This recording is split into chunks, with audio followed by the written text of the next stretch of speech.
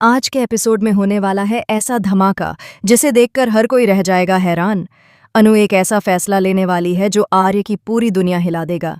जी हाँ, वही अंगूठी, वही प्यार और वही परिवार के सामने होने वाला है सबसे बड़ा टकराव। सवाल सिर्फ इतना है कि क्या सच में अनु आर्य का साथ छोड़ देगी या फिर ये सब किसी बड़े ट्विस्ट की शुरुआत है। सीरियल तुम से तुम तक के आज के एपिसोड में कहानी वहां से शुरू होती है जहां माहौल पहले से ही काफी ज्यादा टेंशन से भरा हुआ है। गोपाल जी और पुष्पा जी दोनों ही घर में बैठे हुए हैं, लेकिन उनके चेहरे पर साफ दिखाई दे रहा है कि उनके मन में कुछ ठीक नहीं चल रहा। तभी घर का दरवाजा खुलता है और अंदर आती है अनु। अनु के हाथ में वही अंगूठी होती है जो आर्य ने उसे प्यार से पहनाई थी, लेकिन आज अनु के चेहरे पर वो खुशी नहीं है जो पहले थी। आज उसके चेहरे पर डर है, उलझन है और एक बहुत बड़ा फैसला लेने की मजबूरी भी। अनु धीरे धीरे चलकर सीधे गोपाल जी और पुष्पा जी के सामने खड़ी हो जाती है। कुछ सेकंड तक पूरा घर बिल्कुल शांत रहता है, कोई कुछ नहीं बोलता। तभी अनु कांपती हुई आवाज में बोलती है कि उसे कुछ कहना है। गोपाल जी पहले ही काफी कमजोर लग रहे होते हैं और पुष्पा जी की नजरें बस अनु के हाथ पर टिकी होती हैं। तभी अनु अपने हाथ आगे बढ़ाती है और वो अंगूठी निकालकर गोपाल जी के सामने रख देती है। ये देखकर पुष्पा जी और गोपाल जी दोनों ही शॉक्ड रह जाते हैं। अनु बताती है कि वो आर्य से बहुत प्यार करती है, लेकिन अपने पापा की हालत देखकर वो अब और रिस्क नहीं ले सकती। वह कहती है कि अगर उसकी वजह से गोपाल जी को कुछ हो गया तो वो खुद को कभी माफ नहीं कर पाएगी। गोपाल जी की आंखों में आंसू आ जाते हैं और वो कुछ बोल ही नहीं पाते।